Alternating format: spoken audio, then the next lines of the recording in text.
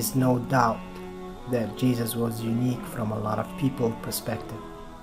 Some people claim Jesus was Son of God or partially God. Some people claim Jesus was a human and prophet from God, came with the great miracles. Other people claim Jesus was a liar and he did not deserve to live on this earth. God says, indeed, the example of Jesus to Allah is like that of Adam. He created him from dust, then he said to him, be, and he was. At the end of this video, you will understand exactly how was Jesus created. Jesus goes through 7 stages of creation, unlike the normal people go through 6 stages. His DNA consists of 25 chromosomes, which is proof from God that he had no human father, and he will be back to the earth following the last 25th revelation. The creation of Jesus was the last cycle of God miracles creations. God created man from none, man from women, women from man. Both women and men produced tons of men and women. What you're about to see now is scientifically proven and from the Quran. And just remember, nothing is coincidence in this world, especially what God has created. God is perfect. Regardless of whether or not they believe in God, most scientists agree the cosmic code appears to exist.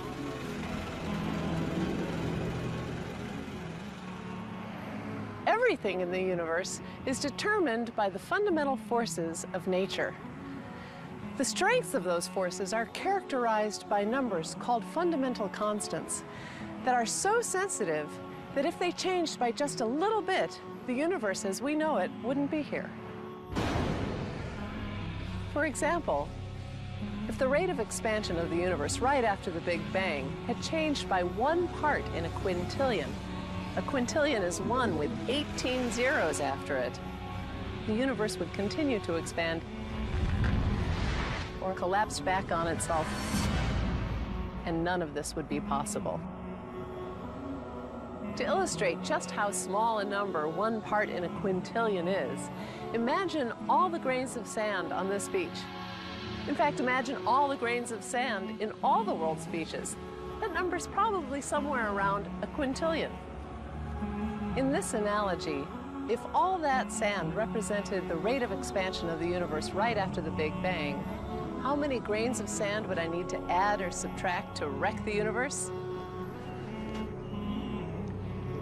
Just 1 grain, 1 in a quintillion. That's how precise things had to be for us to be here.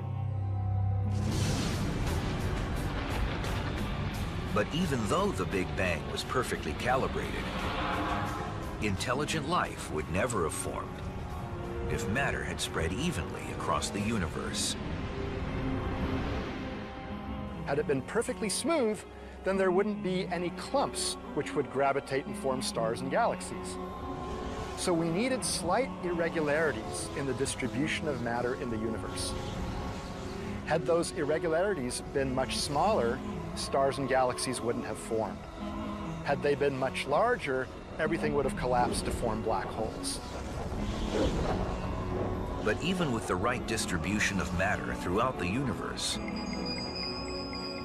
life would still never have formed without a complex series of processes inside stars that converted helium and hydrogen into heavier elements like carbon that form the basis of all living beings. Some of those stars explode, providing raw material with which to form new stars, planets, and ultimately life. Had the laws of physics been a little bit different, or even if the physical constants had been a little bit different from what they really are, this process of nuclear fusion and the explosion of stars might not have been possible, and we wouldn't be here discussing it. I don't know a single scientist who would disagree with the statement that the world is exceedingly ingenious. Not just mathematical, not just beautiful, not just elegant, but the manifestation of something truly extraordinary. The fine-tunings, how fine-tuned are they? Most of them are 1% sort of things. In other words, if a thing is 1% different, everything is bad. And a physicist could say maybe those are just luck.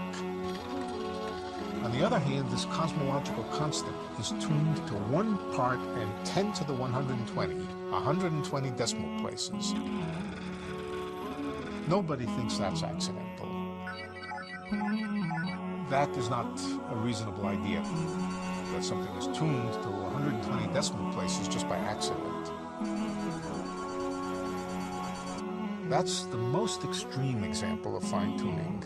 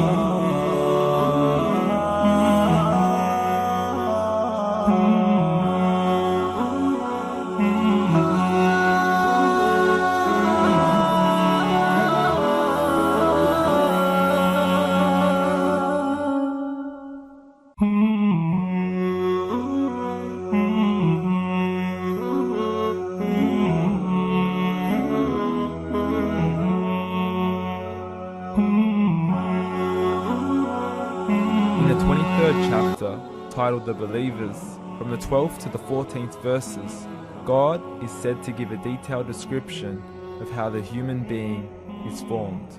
It begins by saying, "We then placed him as a sperm drop in a place of settlement, firmly fixed.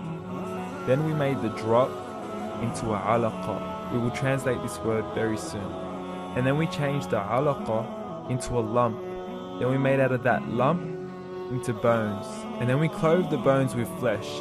Then we caused him to grow and come into being and attain the definitive human form." In the 21st century, we can now safely say that this verse is clearly describing the process of human development in correct chronological order.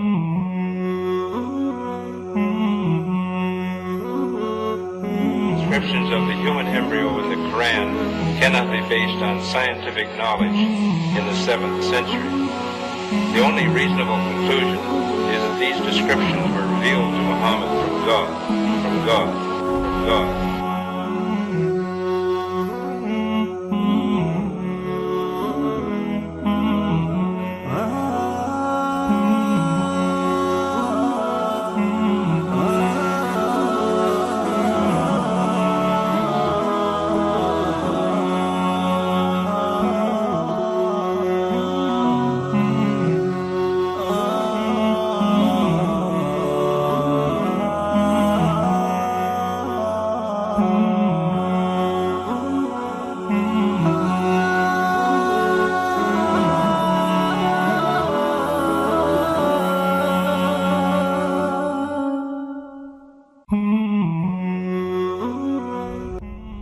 Imagine a world where a woman could bring back her deceased husband by giving birth to him. Or a man could bring back his mother and raise her as his daughter.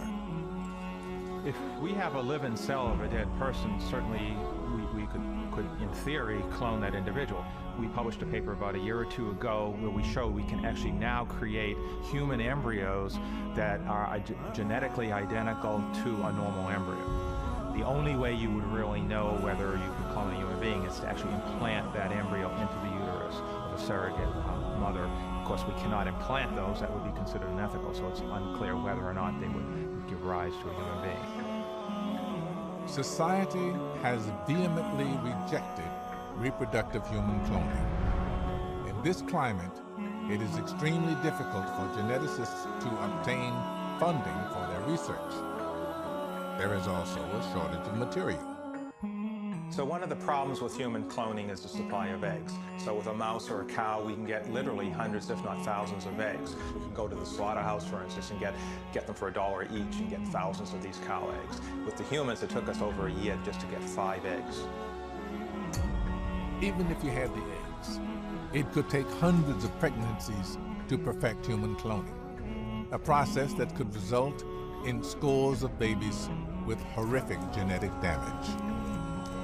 It'd be very much like if you wanted to clone your child, it'd be like sending them up in a rocket with a 50-50 chance it would blow up. In most of the world, cloning humans is not illegal. One day, a rogue scientist will pull it off. But cloning a person is not the same as duplicating a person. A lot of people, who have their pets, they want to often clone them, and they want Fluffy back. And what I tell them is, you're not going to get Fluffy back. As a matter of fact, we actually cloned entire herds of cows from a single cell from the same animal, and they develop a whole hierarchy, just like we do in humans. So you have timid cows and aggressive cows, and they're all clones. So they develop their own behavioral patterns. So the environment has a very profound impact on your development. Let's say we decide to take DNA from Einstein's hair and grow some new Einsteins. Those clones would not be the man who wrote E equals MC squared. Each would have a unique personality shaped by his environment. Clones are like identical twins, born years apart. They may be similar, but they will not be the same. Perhaps the key to life after death is not to grow an entirely new body, but to resurrect the one you have.